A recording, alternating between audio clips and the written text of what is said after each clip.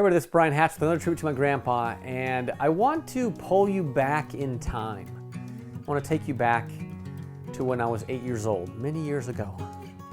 And when I was 8 years old, I had the opportunity of being baptized into the Church of Jesus Christ of Latter-day Saints. And I chose that, and I decided that I would be baptized.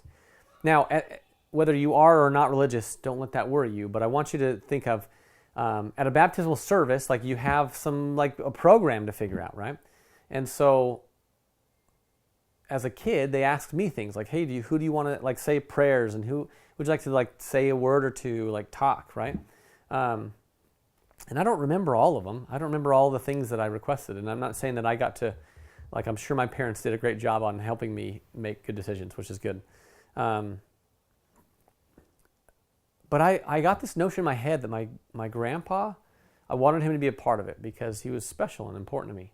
I love my grandpa. And my grandpa is 60 years older than me. And I've learned later that there's so many more facets to the story that humble me and I appreciate about my grandpa. But I asked my grandpa to play the violin. I asked him to play the violin at this service. Later, I've learned he hadn't touched a violin in likely 50 years. Maybe it was a little less. Maybe it was 45 years. But he hadn't touched a violin in many, many years. But I had heard him talk about him playing the violin as a kid and figuring that my grandpa plays the violin. As grandkids, we sometimes assume things we don't know are true. And so I asked my grandpa, "Hey, would you play the violin at my baptism?" And what does my amazing grandpa do? He doesn't say, "Well, that was many years ago, grandson. I'm not really in that." He said, "Yeah." He said, "Yeah, I'll do that."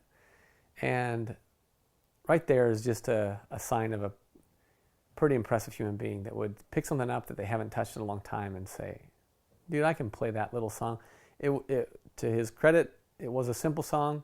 I didn't ask him to play some like crazy, quartet orchestra thing, but it's pretty simple. But I still think, man, I really love and appreciate my grandpa for doing that. That he would make something so silly so important, and he became a part of that service that I'll never forget. And so, I'm in this episode here. I'm going to be talking to my parents about what they remember of the experience as well, so you can hear it from their perspective. But what an amazing man that would just do that for somebody.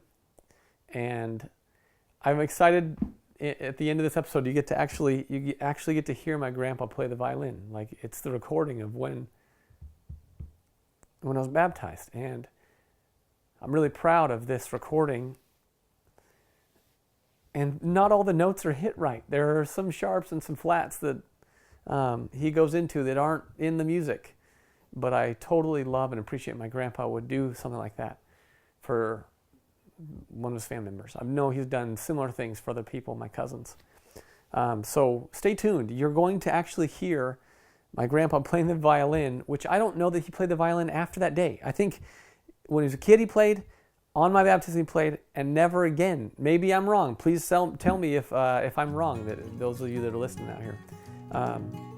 And so I want to jump into the conversation I had with my mom and my dad, and then we'll go in and actually listen to the violin. Well, what I remember about your baptism is that you wanted Grandpa to play the violin, and somehow someone had said that he knew how to play the violin. I don't know if his sister sent him his old violin or what the thing was, because none of us kids knew that Dad played the violin. We knew he played the saxophone, but not the violin. And I think Kent's daughters were playing the violin at the time, and he started dinking around on one of theirs. And anyway, you heard him playing the violin and decided he should play "I'm a Child of God" at your baptism. So he gave it his best shot. We were all in tears. I think we were laughing so hard we were in tears. But it was really sweet the way he did that for you. and took that on and just stood up there and did his best. Brian asked me to talk about what I remember of his baptism. I do remember baptizing Brian in the font, but I also remember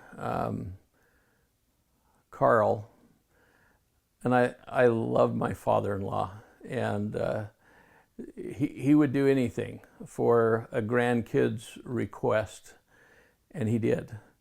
He played the violin, and I remember, I don't remember much, but I remember thinking when he was playing, oh man, I kind of felt bad for Grandpa, but he didn't seem to mind that he got up and played the violin that Brian had asked him to do. And I don't remember all the details, but I do remember thinking, whoa. So that's what I remember of Brian's baptism.